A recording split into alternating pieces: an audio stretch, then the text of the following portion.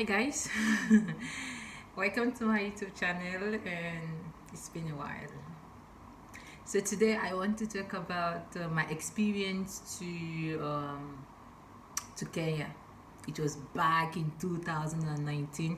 It was the craziest experience for me, and that was my first time of leaving West Africa, like going outside West Africa. 2019.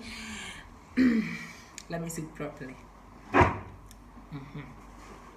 First of all, if you are from Nigeria or Ghana, never let them know at the airport that you are from West Africa, because according to the East Africans, they believe that we West Africans, we are rich, we have money, and they always believe. I'm not saying this for someone not to visit or anything, I'm just saying this in case of the future you want to go there. So my experience is that I was at the airport. No, I was in the aircraft, and I met this very nice friend. He's a reverend father, and the funniest thing, we've been friends since then till now. So he asked me. It was a transit through Ethiopia airline. What am I saying? It was a transit through Addis Ababa, Ethiopia, because I use Ethiopia airline. And then he was sitting beside me, and he asked me, where am I going to? I told him I'm going to Kenya, and he told me, rule number one, never let East Africans know you are West African. Why is the Reverend Father saying this? And before then, I texted my friend at the airport. I told her I'm traveling to Kenya, and she said, oh, be careful, don't let them know you are Nigerians. I was like, okay. So getting to the airport, everything was cool. Getting to the airport, and the custom, like, they took my luggage, they opened it, and they poured out all my clothes. I thought I did something wrong, and the next thing, I was about to leave, and some policemen, they stopped me, and like, can we see your passport? I told them, sure, of course. It was still inside the airport. I showed them my passport, and they seized it, and they asked me to give them money.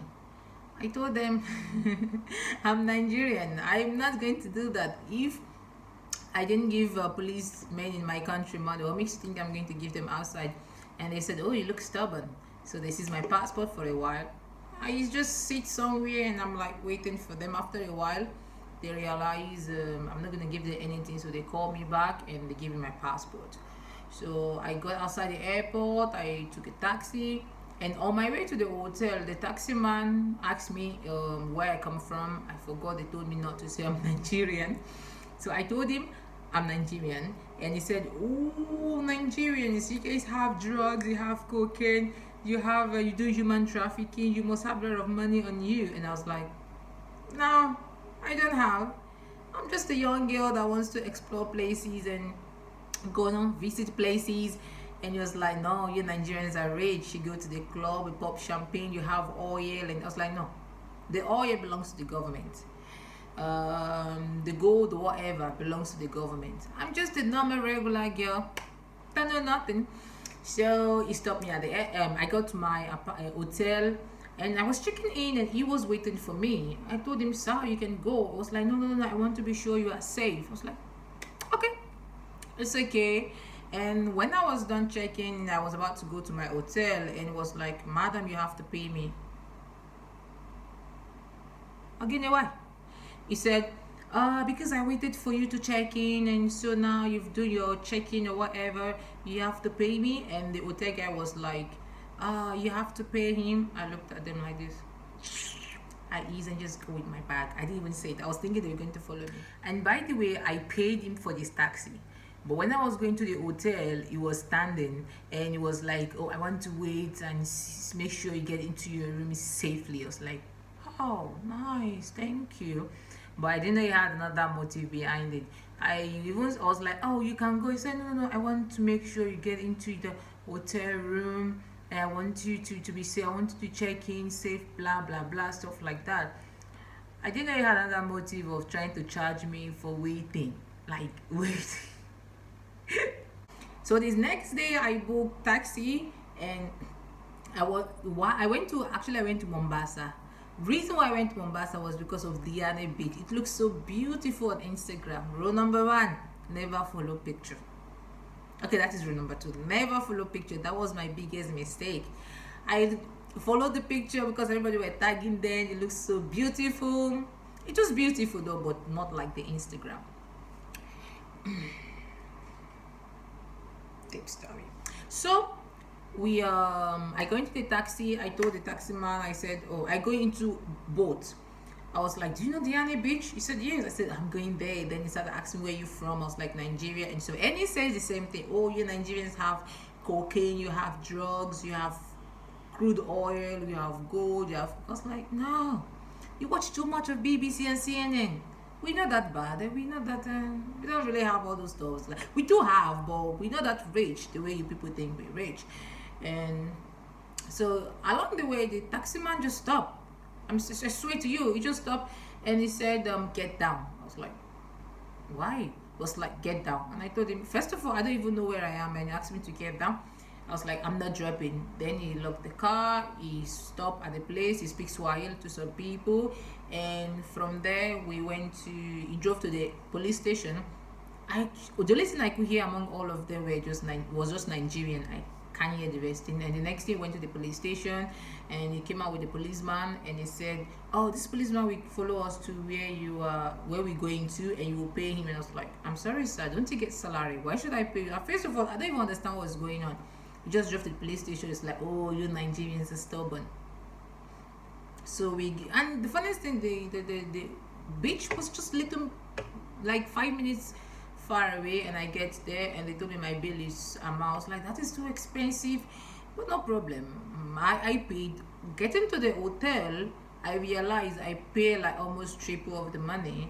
I texted both and I told them what happened. I complained, and they said the guy reported that I did not pay him, so he let me go. I was like, how is that possible? Then I start to text some of my friends. I tell them my experience, and they're like, "Oh, the experience is same thing."